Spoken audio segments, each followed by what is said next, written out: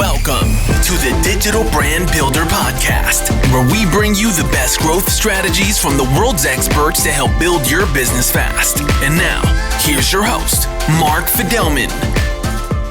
Hello, everyone. Welcome to the Digital Brand Builder Podcast. Today, something we've never done, but something I'm extremely interested in. We are going to talk about how to market high ticket item businesses. And just to define that, it's anything over $10,000 per month, if it's more of a SaaS offering or if it's a service or what have you. And the kicker is Lloyd Yip, who's joining me as a guest to talk about this, says you could do it without Facebook ads and other ads. And I can't wait to hear what he has in store for us to teach us. Hey, you don't need Facebook ads. You don't need maybe other ads, but there is another way. So, Lloyd, welcome to the show. Could you give us a quick background on yourself before we jump right in? Yeah, 100%. And before I even go into that, thank you for having me on. I really appreciate it. And I'm super excited to speak with your audience, Mark, that you've been working so hard to build over the last little bit. But yeah, my background, actually, I come from the enterprise software world. That was my first job out of school, actually, working as a business development representative, grinding, generating meetings for my account executive. You do that for a while, you get pretty good at it. You become an enterprise executive yourself, selling expensive software, which is what I was doing. And we were actually selling to the CMO of Fortune 500 companies. So you tend to learn quite a lot when you're selling to that type of person, because they grill you and they want to make sure that they're making an ROI whenever they're spending 50K to 100K on a particular purchase. So I thought that as a 22-year-old at the time, I was like an amazing learning experience for me. And after, spending a couple of years there, I started to realize, you know what, like I kind of enjoy working at smaller startups where I had a bit more hand in the cookie jar, so to speak. So I pretty much joined a very early stage company. It was just me and the founders at the time. And we scaled up from 0 to 2.5 million in 18 months. And I was doing a lot of the head of growth stuff. So wearing cup hats, still closing deals, but also like scaling the sales team, scaling the content marketing engine. So that's really where my background was. And I did that for a couple of years, of course. And then after I felt as though I really understood content, automation, technology, hiring, and sales, I felt like it just made sense for me to go off on my own. So that's more or less the story. And of course, since then, my company's been trying to do a lot of different things. And the growth that I've had as a person has been like ridiculous, building my own company compared to just being at someone else's. But still, I think it all has kind of led to this point. So hopefully that answers your question.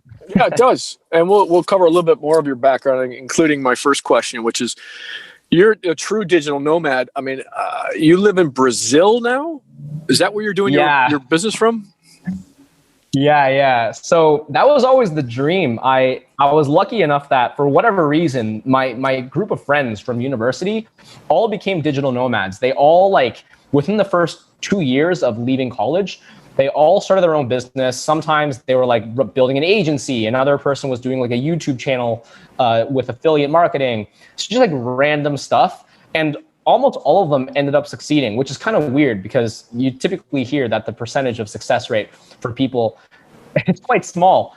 But not only were they succeeding, they were like all like entering the 7 figures per year mark very, very quickly. It was pretty odd. So for me, I was like working at my startup and I was just getting like pretty massive FOMO, feeling very jealous and thinking in my head, like, it's not as though I don't have the skills that they do. If anything, I have almost more because I've been in a rigorous system and working for like other $1 million companies. So that was like a huge motivator for me to just go and explore the world and build my own thing. And I'm super grateful that I'm now able to travel and learn a new language and just, build a business while actually living a lifestyle that really aligns with me and as a person. Yeah, it's amazing that you're able to pull it off. And I'm sure you've got other people that work for you that are in other parts of the world. So that's that's the power of the internet for you. Okay, so let's jump right in. Let's define what it is that you're doing. So you're focused on products or services that are over 10,000 a month. Is that correct? Yeah. At least for our purposes. Yeah, go ahead. Yeah. And the reason why is because I come from a background of specializing in phone call funnels. And well, I guess these days it's more like a Zoom call funnel. But primarily trying to close over the phone.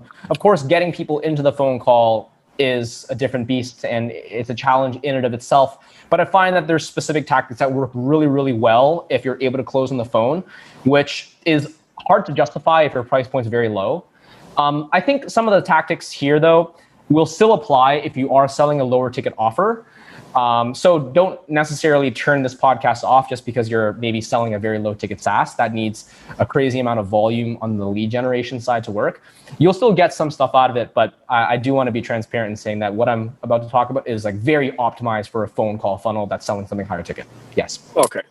Now, most companies would say, look, Facebook is great targeting.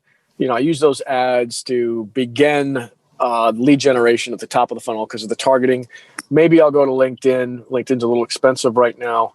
Maybe I'll go, at that level, maybe Google SEM. Why are you saying you don't need to do it with ads? Is there a better way? Yeah, so it's not as though I don't like paid advertising. I think it's all part of a well-balanced business development and marketing breakfast. But I feel that there are some inherent risks that comes about when you're overly reliant on paid traffic. Whether it be on Facebook, there's a lot of compliance challenges that people are running into these days where ad accounts get shut down for no apparent or transparent reason. And also, this is at the time of recording, 2021, fairly early in the year.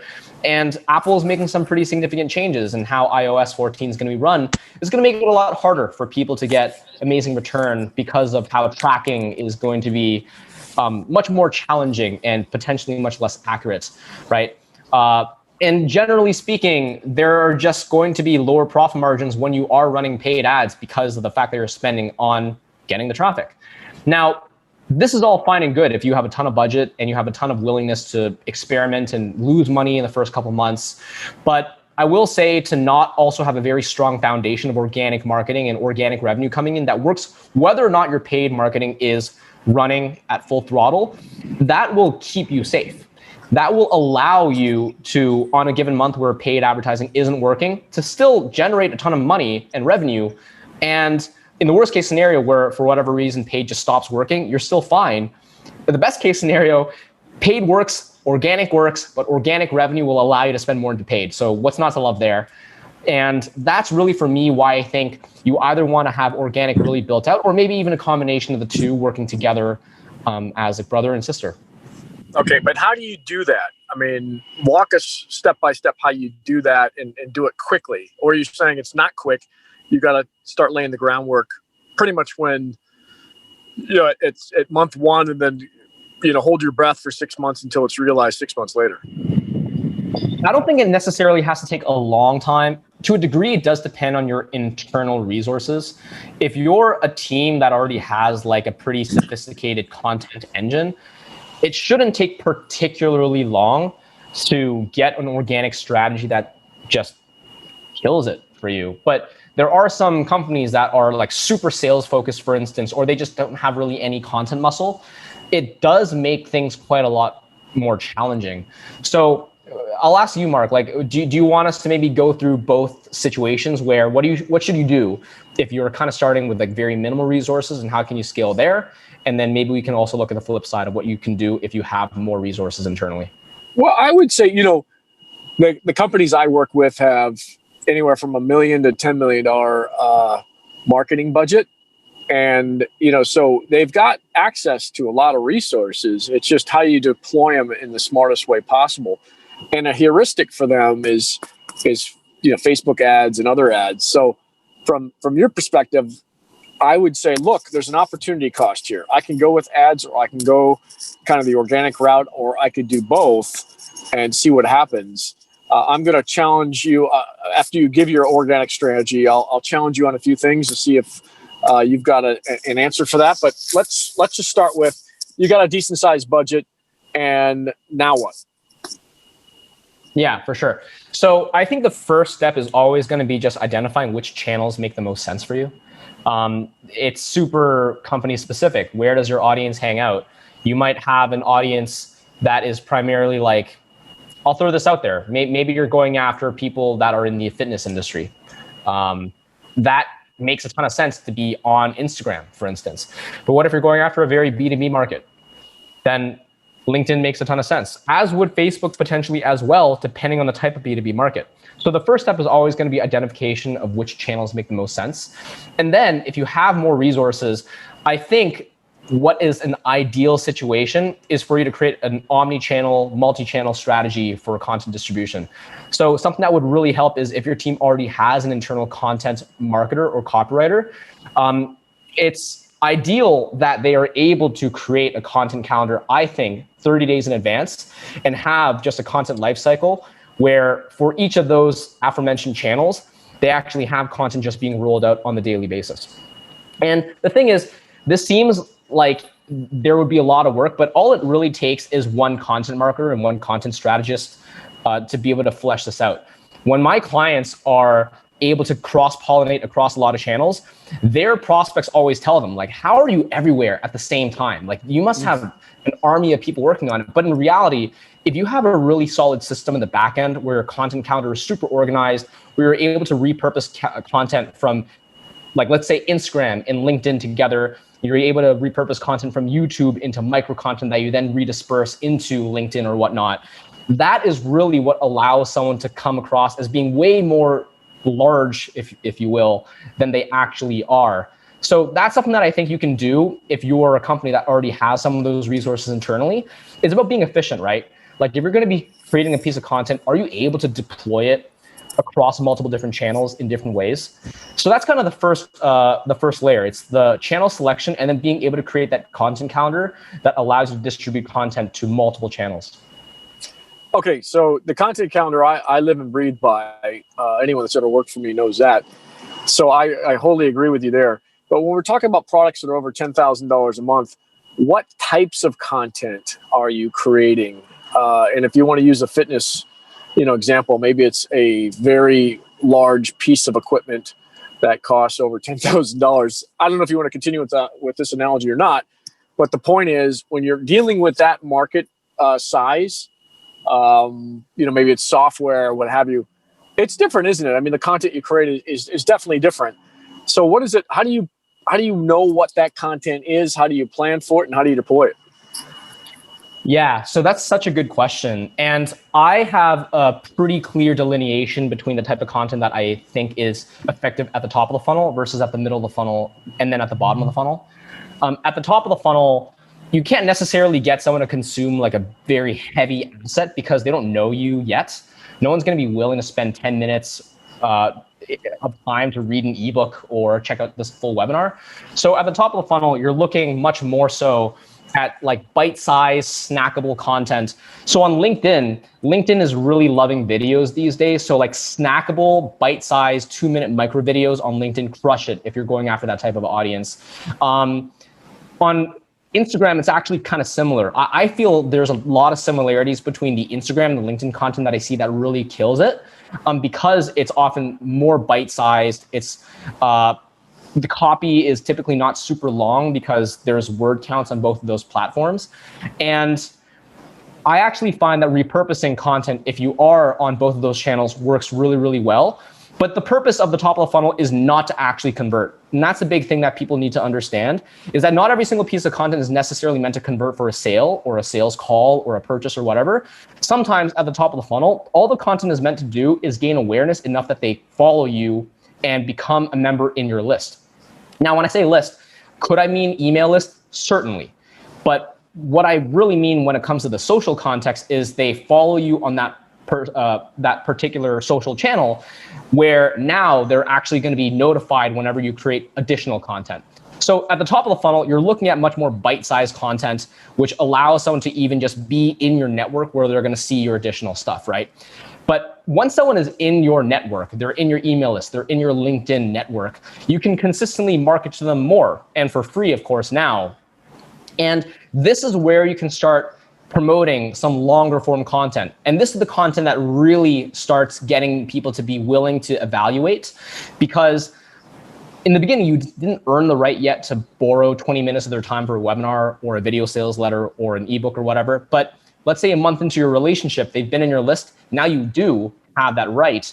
You get them into an asset, which the next step is to actually convert them into a sales call.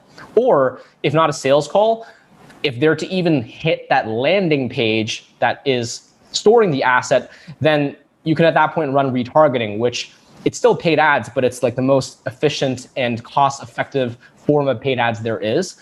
And I'm super on board with that strategy. But that's the thing, like you want to get them to that more lead magnet conversion-worthy asset.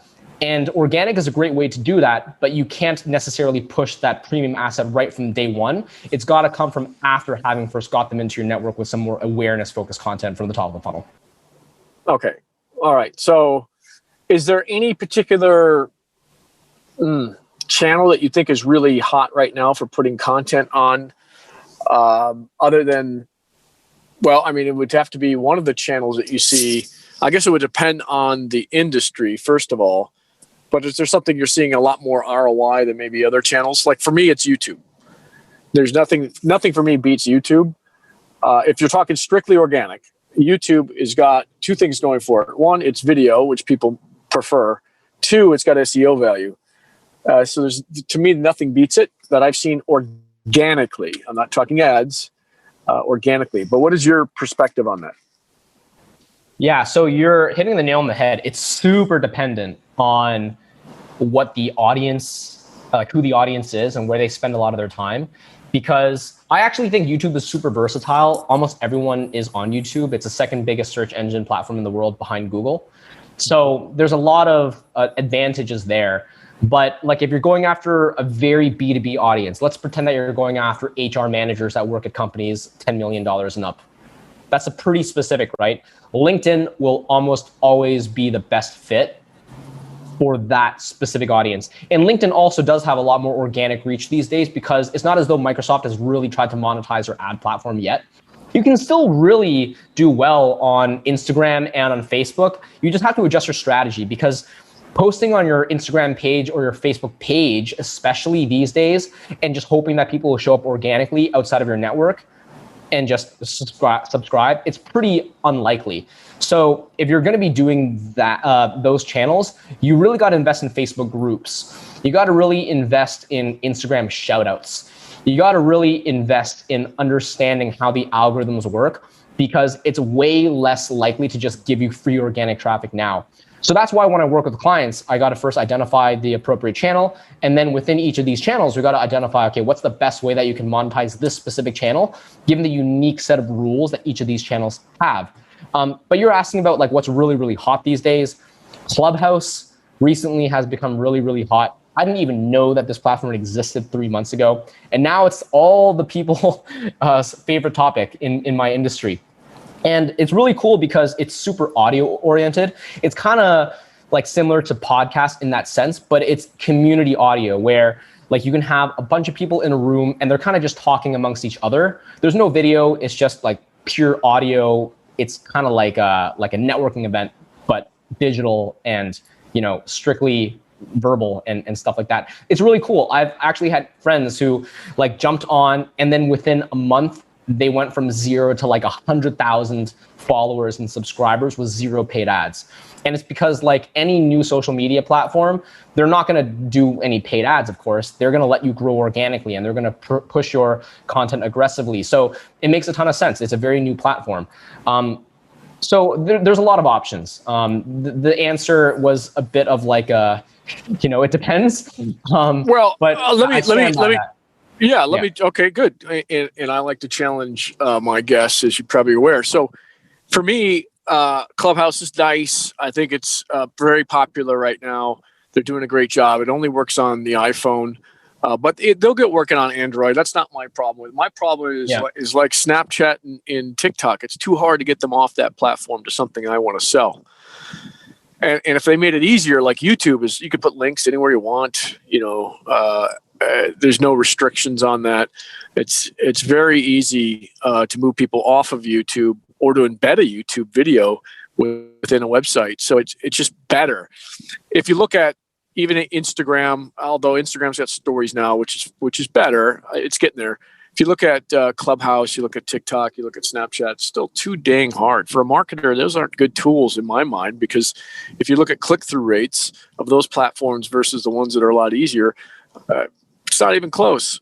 So I don't like those even for B2B. I think you should learn from them. You should participate, but they shouldn't be your primary channels, at least for now. And I would love for somebody to come on and challenge me, by the way, on how they're using TikTok, how they're using Clubhouse, how they're using Snapchat more effectively than these other channels. And I'm talking organically. I'm not talking with paid. Better than YouTube. I still see it as king. Any thoughts around that? Yeah. No, I agree with a lot of what you just said. I haven't met many people that have really monetized Snapchat or TikTok either. I have met a lot of people who monetize Twitter, LinkedIn for sure, super easy to monetize if you have the right strategy. Facebook, once again, like super easy to monetize with the right strategy. Instagram, I have a couple friends and people that are in the industry that are building multi-million dollar businesses entirely off of Instagram. And of course, they recognize that they should diversify, and that's part of the reason why I know them, because they want to diversify across multi-channel. But the reality is I met them at a place where they already were doing multi-million dollars on strictly one channel. So it's very doable. But I think YouTube, the reason why people struggle to come around to it is because there is this belief that it is much higher production value. It requires a higher production value than some of the other channels, that you got to put more work into each piece of content. And to a degree, it is true. No, it's true, but it's you have zero SEO value with Snapchat, TikTok, and Clubhouse. In fact, Clubhouse is even worse because there's no way to record it. It doesn't even sit there. Yeah. At least with TikTok and Snapchat, the content, for the most part, can sit there. So it is searchable with hashtags, or it's searchable on their platforms. With Clubhouse, it all disappears. Yeah, and here's actually what I think is kind of the answer to all of this. And once again, like when you go omni-channel, it's not as though you're trying to create brand new content for every single channel, because that would be so inefficient. Totally. So if there's one thing that someone who's listening to this can get away from this podcast, is there's like this waterfall of content creation that you can have, where if you're starting off with like a more high level premium piece of content, which is long form video, high production value, that one piece of content could very easily just turn into like 10 pieces of content across every other channel, right? Like a YouTube video, let's say it's like an hour long, well-produced video. You could in theory splice that one video up and have it just as like 3 or 4 separate videos still on YouTube. And then, of course, you could put that into your website and then just write a blog post that corresponds with that video, and you have it there. Or let's say the video itself is kind of like podcast format-ish. It's an interview. You could very easily now make that a podcast if you want.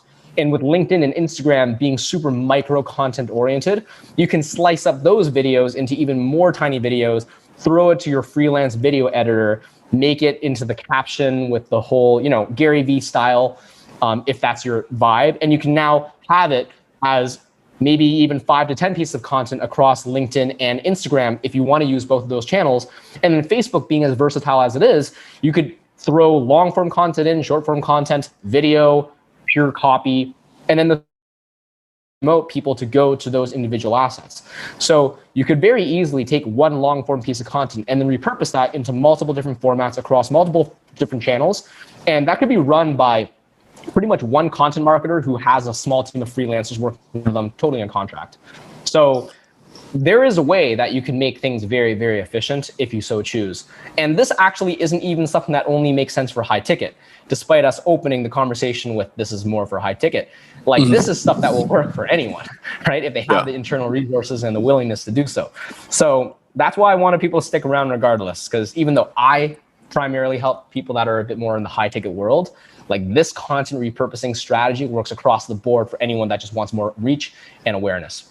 Yeah, I mean, it's so true. In fact, when you look at even vertical video, YouTube is now moving. They won't move, but they'll have, in addition to horizontal video, they'll have vertical video with shorts So if you haven't had shorts, I encourage you to do your research on it. It's the same thing as TikTok and Instagram, where you can do shoot up to a minute and post a vertical video, which shows better on phones. Now, if you're in the US, you got to do it a special way. And I find it doesn't work that well, but maybe I'm not doing it correctly.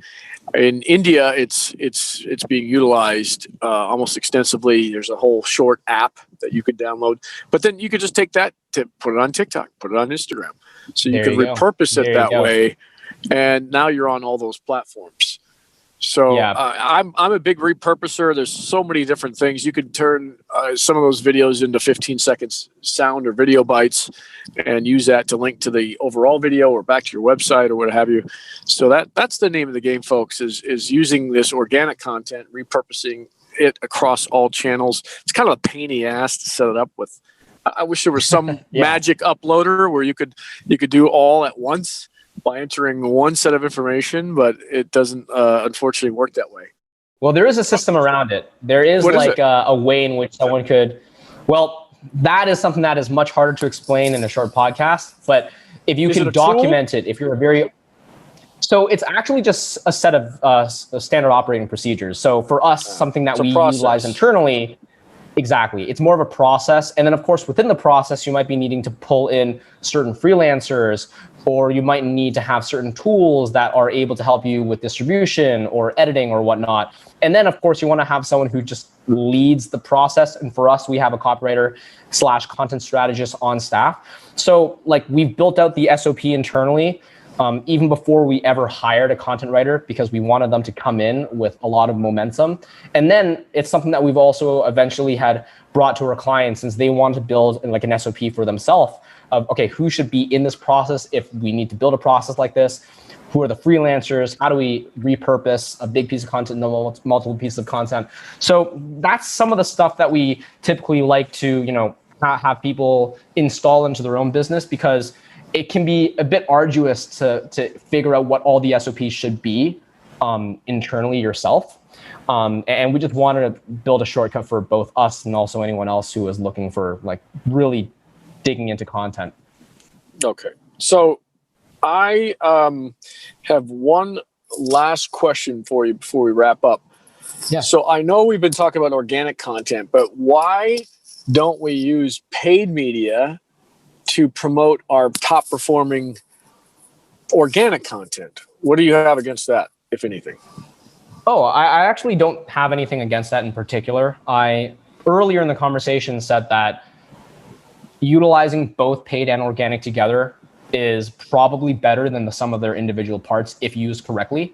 And I always find that organic actually will make your ROAS on a paid campaign better, because imagine you're comparing two nearly identical companies with almost everything being the same, except one person drives paid traffic to a lead magnet to converting into a sales call, and the other person has the same funnel where they drive into that same lead magnet, but instead of just having the lead magnet by itself, they also have an email going out that gets them into one social channel, and then from that other social channel, they start cross-pollinating there. Who's going to win? The person who has more touch points, of course. So the person who's supplementing paid traffic, and paid traffic is definitely better at building top of the funnel awareness because you can just scale that more effectively. But middle of the funnel, building trust, nurturing is almost always going to be better done organically because it's just more trustworthy. And it's also more frequent once you're in someone's social network. So if you want to reinforce what you know are your best assets organically with paid, you should definitely do it. I think it makes a ton of sense. And if there's one more thing that I would say, if you would allow me, that kind of wraps everything up together, is a really strong follow-up process. Because up to this point, we've been primarily speaking about content, right? But one thing that I will say that people often forget about is content by itself isn't enough a lot of the times. What we need to do is also be very, very proactive with our audience. And this is the part that's missing. Because let's say you have 100 people who subscribe to your list across multiple channels. Even if all 100 love your stuff, of them are probably never going to reach out or book a sales call, even if all the links or all the calls to actions are there. That's just how it is. And it's not as though you really did anything wrong because they like your stuff, but people just don't take initiative because reaching out to a salesperson is kind of a big ask, right? What I really, really recommend for anyone who wants to make content work is to make your content as good as it can be, but also don't expect the content to convert by itself. Be hyper proactive with following up with the people who engaged. So this is across every channel, whether it be on Instagram, Facebook, LinkedIn, email even. Instead of just sitting on our hands and assuming that, oh, one day they're going to see enough content that they're going to reach out, just engage people directly in the direct message. Like if you make a piece of content on LinkedIn and there's 50 people who, as a result, sent you a connection request, or maybe 100 people commented saying this was really, really helpful, we should be proactively just DMing them and starting a conversation. And this is really where having like a really good appointment setting team or a business development team comes into place, because they should be bridging the gap between the real sales team and the marketing team. To me, a business development team who's worth their weight in gold, they're milking each and individual lead for every dollar that they're worth, even if the lead has given only a very small feint of interest. But if they're in the email list reaching out to anyone who has converted on a webinar and they haven't booked a call yet, they should be on them. If anyone who has joined the LinkedIn network or has even just commented, they should be on them like white on rice. To me, like an appointment setting team and a business development team who's just like sole focus on extracting additional value from leads that have not booked yet, they can be the glue that holds the entire funnel together. Because otherwise, we're expecting people to just like go from content to booking a sales call by themselves. It's too big of an ask for most funnels and most situations. So interspersing like a very highly trained BDR team to just be there across all those channels and nurturing and massaging and getting people from the next step to the next step to the next step. Sometimes the next step isn't even a sales call. Sometimes the business development rep might talk to someone who's commented on a top of the funnel asset and that person doesn't want a sales call yet, but maybe that person has a problem. The BDR is able to figure that out in the DMs and they send them, all right, you know what? You're not ready for a sales call, but here's this webinar that we also have. They check out that webinar and then the BDR reaches out to them like 4 days later and then books a call. Mm-hmm. That's probably 70% of my results. If I didn't have that team, I have like 3 salespeople on staff. That's all they do full time. If I didn't have that, but I still had the same level of content that I had, I'm pretty sure my revenue would drop by more than 70%. Yeah, I mean, I should do a show on just follow-up and showing people, you know, it's top of the funnel is one thing, but what's the rest of it look like? You know, what are the funnels? What's the follow-up? Who do the salespeople need to be? What do their training need to be? What are the metrics around them? I mean, that's a whole nother show, which you gave me a good idea. We should probably have that relatively soon. But we've got to wrap things up. Yeah. We're kind of out of time. Lloyd, it was a pleasure. Great discussion. Thank you for letting me challenge you a little bit. Yeah, please. That was awesome. And so with that, I want to thank you. And maybe you should come back on and talk about, you know, follow-up beyond the top of the funnel. Yeah, that'd be really, really awesome. And there's a ton of resources that I also have if you're curious about how to scale organic. So if you want, I can also share some of those links as well. Or I can want even you talk to a bit more. Send me those links. And then where could people reach you? Your website? How do they reach out to you on social media? What have you? Yeah, so I'm super active on LinkedIn as well. I have a private Facebook group with over 3,500 other founders and marketers. So that's a really great place for you to just learn a bit more. We also have a couple webinars that are really drilling down into the tactics. Today, we went into a pretty good overview, but I think as far as executing within each channel, we didn't have as much of a chance to do that today. And that's something that I have in a couple webinars that I've built out in both the Facebook group and my website. But also, if someone's just listening to this and they want to have like a very, very quick overview of how they could personally implement organic and they don't want to spend 30 minutes watching a webinar, I do have like a quiz/assessment on my website that anyone can go and check out. And it will literally spit out an entirely customized report for you. And it'll just take a couple questions. You can finish it in pretty much 3 minutes for anyone who's just like super short on time. It's at attractandscale.com/organic. Trying to make the URL super easy to remember. Once again, that's attractandscale.com/organic. And you can check that out there. But I mean, hey, if you're really bold and you just want to talk to me directly, if you want to prove me wrong that people rarely reach out for DMs after having seen just a piece of content and you want to book a call with me, I can provide that link as well in the case that people here just really want to talk to me. But other than that, I'm not expecting it. I have lots of content that you guys can enjoy and be part of my community. Yeah. Excellent. Thank you, Lloyd. Nice talking to you. Yeah, this is really fun. Appreciate that you had me on today.